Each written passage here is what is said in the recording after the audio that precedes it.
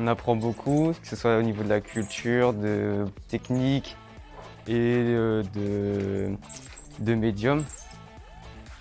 On découvre beaucoup de gens et puis je sais pas, on crée quoi.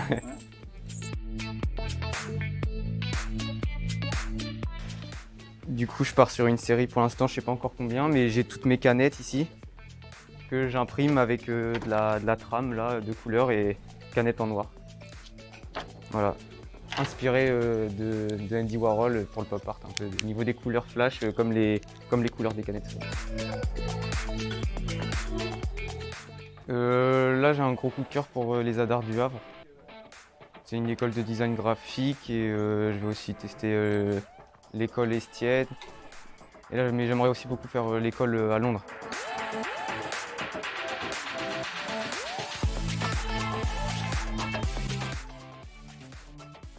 Donc nous avons ouvert en partenariat avec l'école Rouen-Le Havre, les Sadars, pour une classe préparatoire ouverte à 15 élèves. Donc dans cette classe préparatoire, les élèves ont environ 29 heures de cours hebdomadaires, plus des workshops, des visites d'exposition, visites rendues au spectacle grâce au partenariat avec le Tangram, la scène nationale. Voilà, donc une maquette pédagogique riche avec du dessin, de la peinture, du graphisme, de la photographie, enfin beaucoup de choses. Donc ce sont des conditions idéales d'enseignement. La Maison des Arts est très bien située, elle est au cœur de la ville, près du théâtre, de la médiathèque, du musée. Nous avons des partenariats avec eux, donc sur des projets pour notre classe préparatoire. Et puis, ils bénéficient aussi de toute cette dynamique de la Maison des Arts, qui est un lieu de culture, de pédagogie artistique, de diffusion. Nous avons des galeries d'exposition, donc les artistes invités interviennent ensuite dans la classe préparatoire. Notre projet, c'est de leur donner de l'autonomie pour qu'ils puissent choisir d'une belle manière la suite de leurs études.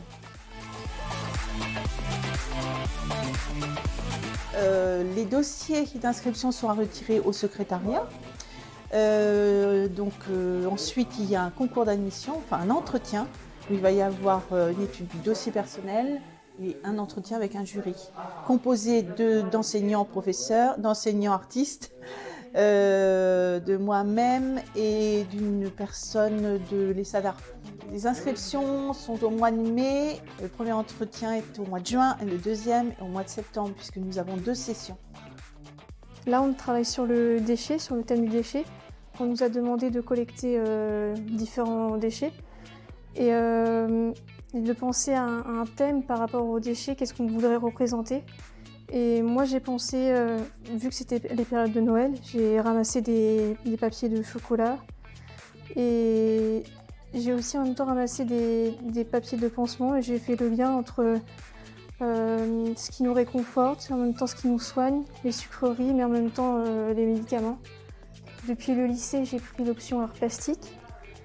La classe prépa, ça nous permet de découvrir plein de choses différentes, comme là l'impression, la gravure.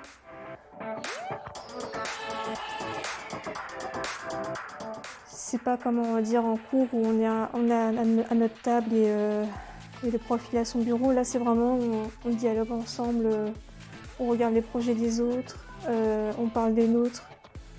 Tout se passe très bien ensemble. Enfin, c'est vraiment le mieux. Je peux pas rêver de mieux. Voilà.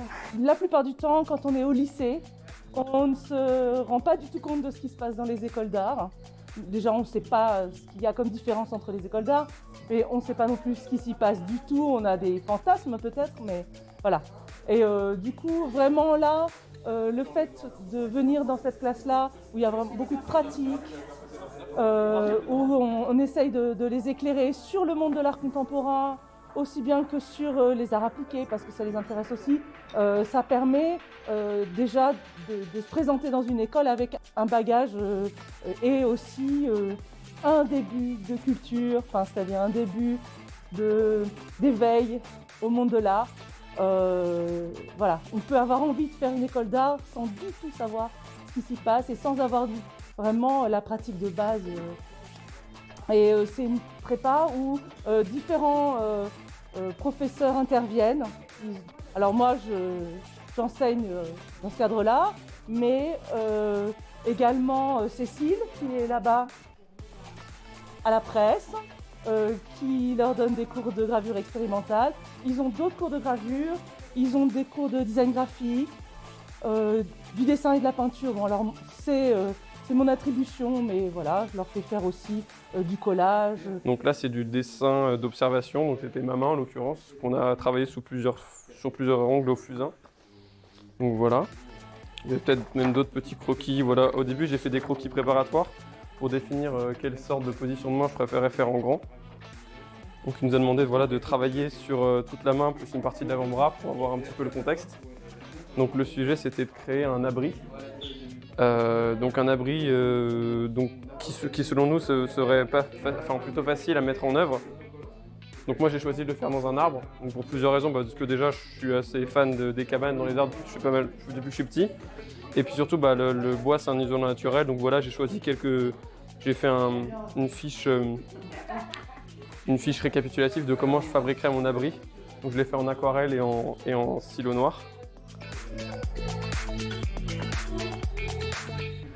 Et c'est suite à un stage que j'ai dans une entreprise de conception plexiglas où je me suis dit en fait c'est du design d'objets que je veux faire et du design graphique d'enseigne et tout ça. Et c'est du coup je me suis mis au dessin seulement en septembre là. Donc ouais, je trouve vraiment que j'ai progressé. Je sais pas si c'est uniquement grâce à la prépa parce que je pense qu'il y a un travail perso quand même derrière. Mais j'avoue que le fait d'avoir des conseils de prof, quand même, c'est sympa. Ouais.